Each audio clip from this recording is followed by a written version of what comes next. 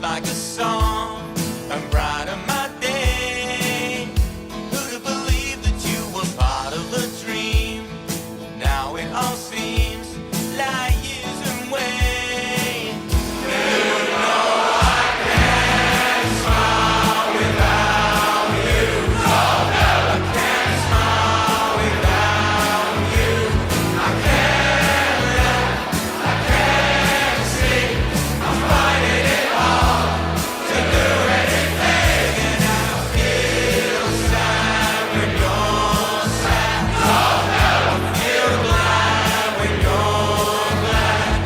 If you only knew what I'm going through, I just can't smile without you.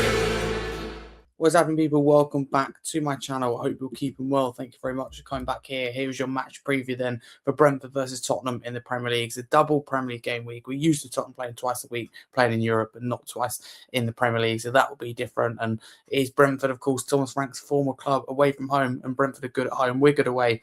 This has lots about this game. It has goals written all over it and action written all over it as well, even despite both teams not playing attacking football very often. If you're new to the channel, please like and subscribe. Thank you for your support in 2025. By this time this video gets to you, it might be in 2026. So happy New Year to you all. Thank you very, very much. Or if listening in advance, happy New Year to you in advance. Thank you.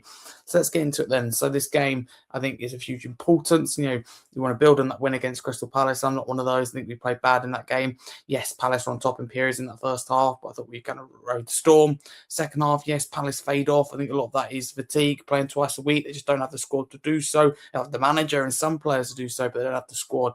They need to bring bodies in summer. But Brentford, they've really impressed me this season under Keith Andrews. Not everything's perfect. Like, their away form's a real struggle. They do struggle away from home. They lack a bit of identity as well away from home. So basically, the Tottenham problem put in reverse, but because they're very good at home. And Brentford, in particular, like Thiago, have impressed me for them. I think he's been very, very good. And Bournemouth, they just got it right, and that was Keith Andrews' tactical masterclass.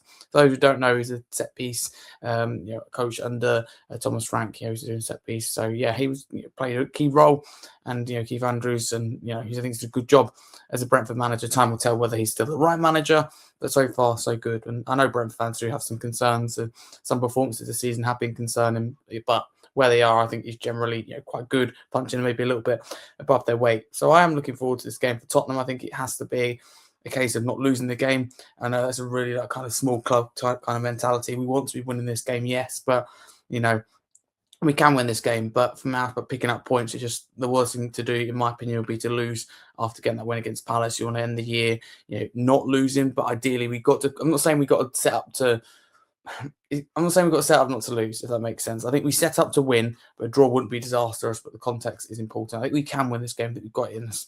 But on screen then, if we move on, this would be my lineup if I was Thomas Frank, had the position to be, or the privilege to be, Tottenham Hotspur manager. So Vicario in goal, back line of Porro, Romero, Van der Ven, Spencer left back, Porro right back, Romero Van der Ven centre back. State the obvious, Vicario in goal.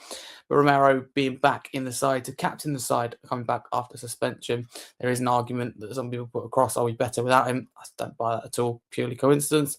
Bentancur and Gray continuing midfield. Gray getting his first senior goal last time out. I think they form a really good partnership, and I think Brentford will be clever, and I think we be forced to have the majority of the possession, or be forced into some difficult moments. That midfield is absolutely key. The midfield battle is important. They are likely to start Henderson, or Henderson will likely play some part from the bench, and he's been really good, really big signing for Brentford. He's just managing his minutes and small injury at the moment. I'd start Odegaard on that left-hand side, Kudus on the right, Bergvall, no option in the 10, and then Richarlison up top.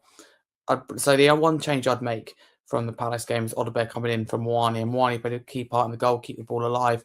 Richarlison and Porro with the delivery, and Richarlison with the assist for the goal, play the biggest part. Mwani still plays a part in that Palace goal to keep it alive, so credit to him for that. But apart from that, he's quiet in the game, and I don't generally like him at left wing, even though he's good at that set piece. It doesn't have anything to do with his position.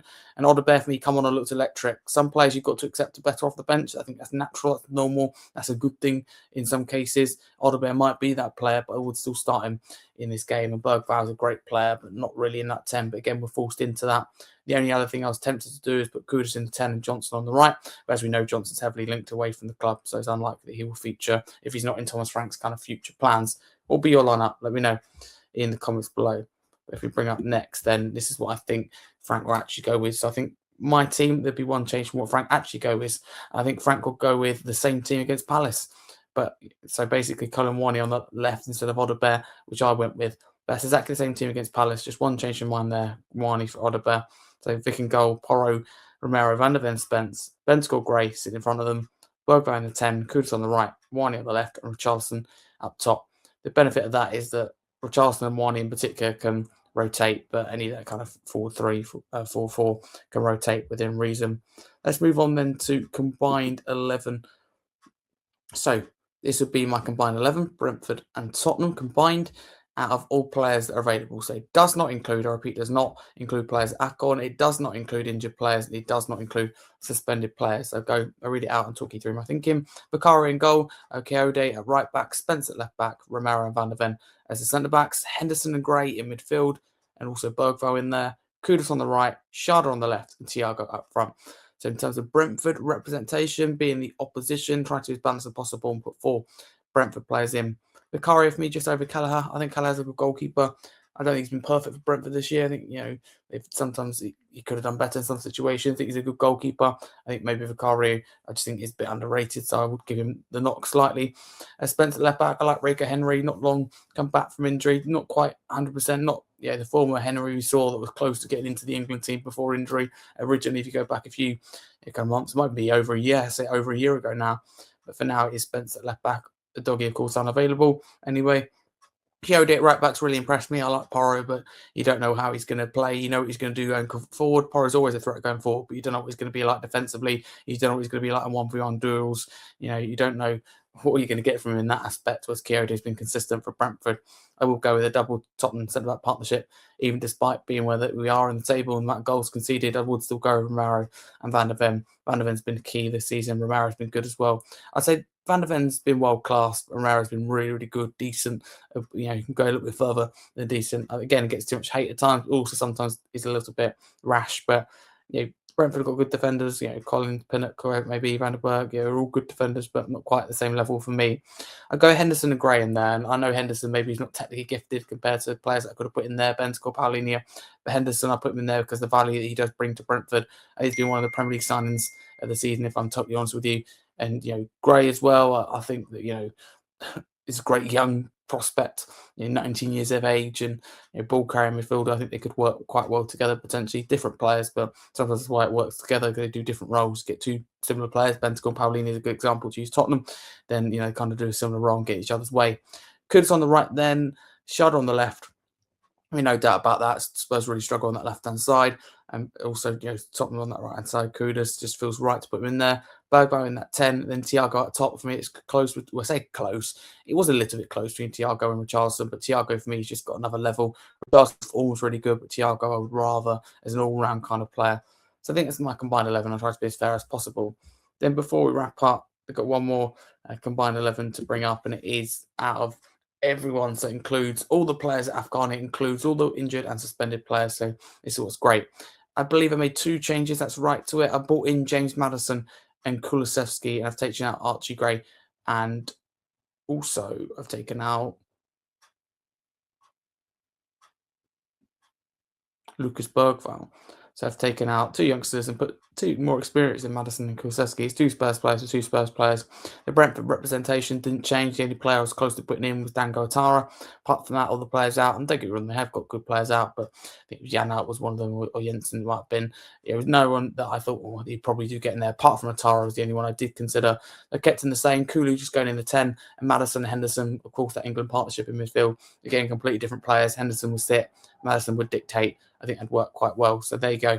Those are my 2 combined 11s. Predicted lineup, Brentford lineup. In terms of team news, Thomas Frank said that Lucas Bergwijn should be available. Apart from that, no more team news. Solanke is back doing some rehabilitation on the training ground. He posted something on social media saying, I'm still alive. So that's good to know, because some Spurs fans do worry about him at times. But now I'm looking forward to the game. Score prediction then, I do back my side to win. I'm saying draw wouldn't be disastrous. I think we can somehow get a result, but it will be really, really tough. I'm going to go with 2-1 Spurs to be positive, but it wouldn't surprise me if it does end in a draw. I think Brentford are a really good side, and if we win, it'd be a huge result and a great way to end 2025. I say every time, and I repeat again lastly, that I think Thomas Frank, whether he's the right man or not, remains to be unseen. I deep down believe he is, but we've just got to give him the time to answer that question and to prove to us why he is the man. He just needs to be given an opportunity. He needs more than one transfer window, because when he had that transfer window in the summer, he didn't have an opportunity to test the players. He didn't have an opportunity yet in only a little bit in pre-season, not in the season. So for me, he just needs time. He needs time, he really does. And I think we'll work our way up the table and be in the European places of some kind. So yeah, patience is needed at Tottenham. We need to lower our expectations and back the team, in my view. But yeah, this game should be a good one. 8 p.m. on Thursday. Great way to start the new year. And I wish you all happy new year. Thanks for watching. If you're new, please like, subscribe to the channel. And most importantly, Comedy Spurs. Just like a song.